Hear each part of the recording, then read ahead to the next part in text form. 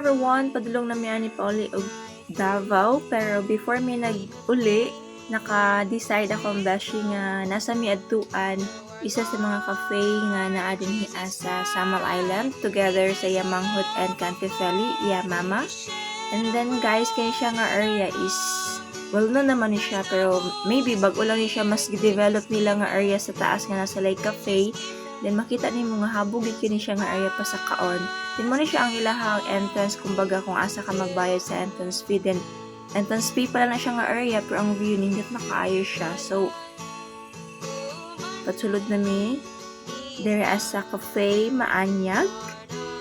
So di ba makita nimo nga nindot kayo ang kanang palibot niya. Inang accommodation, ang ilang area kung asa ka maglingkod. Then makita nimo nga init ki siya kay naman ta sa habog nga dapit. Pero bisan pag nasa habog makita nimo nga nindot ki siya kay ang hangin lami ki sa paminaw. Maka-relax. So mo ni ang ilahang area sa sulod diin ka magpa-oraray, char. Ano bang mag-enjoy ka sa food nga imo ang gi-order. Then makita nimo sa gawas ang view. Then nindot siya siguro pag kanang early morning kung available na sila kanang kung naay sunrise.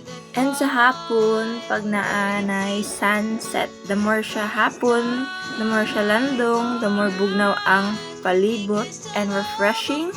And kung naamoy tayo maka-visit her Samal, try to visit Cafe Maanyag.